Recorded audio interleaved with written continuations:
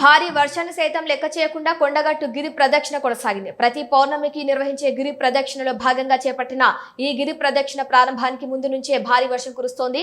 స్థానిక ఎమ్మెల్యే మేడిపల్లి సత్యం తీసుకున్న సంకల్పం అంజన్న అనుగ్రహంతో ముందుకు సాగుతోందని సురేష్ ఆత్మారాం తెలిపారు. భారీ వర్షంలోనూ మంత్రులు పొన్న ప్రభాకర్, అటూరి లక్ష్మణ్, విప్ ఆది శ్రీనివాస్, భక్తులు పెద్ద ఎత్తున పాల్గొని గిరి ప్రదక్షిణ చేశారు. జై శ్రీరామ్, భారత్ మాతాకి జై. మనం ఇప్పుడు కొండగట్టు గిరి ప్రదక్షిణలో ఉన్నాం. 43వ గిరి ప్రదక్షిణ. ఆషాఢ పౌర్ణమి, వ్యాస పౌర్ణమి, గురు పౌర్ణమి అంటారు.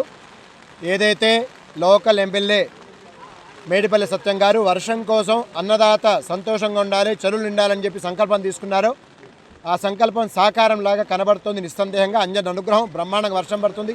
ఈ వర్షంలోనే లోకల్ ఎమ్మెల్యే గారు, పొన్నం ప్రభాకర్ గారు, ఆది శ్రీనివాస్ గారు, అడ్లు లక్ష్మణ్ గారు కూడా ప్రదక్షిణ చేయడం జరుగుతుంది. గిరి ప్రదక్షిణ 8 కిలోమీటర్ల గిరి ప్రదక్షిణ ప్రతి పున్నమికి ఉంటుంది. కొండ కింద ఆంజనేయ స్వామి దగ్గర ప్రారంభమవుతుంది.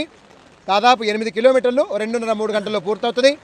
ఈ గిరి ప్రదక్షిణ ప్రారంభం చేసే భాగ్యం ఆంజనేయ స్వామి మాకు కల్పించినందుకు చాలా మా జన్మ ధన్యంగా భావిస్తాం.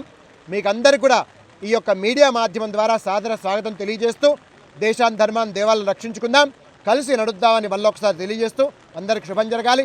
జై శ్రీరామ్, భారత్ మాతాకి జై.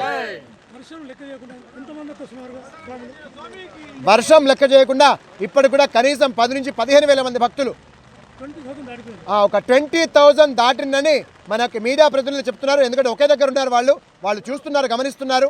ఇంత వర్షాలు లెక్క చేయకుండా 20,000 మంది భక్తులు. వర్షం లేకుండా ఉంటే పట్టతనం కాకపోతుండే. అంత అద్భుతం ఈ గిరి ప్రదక్షిణ.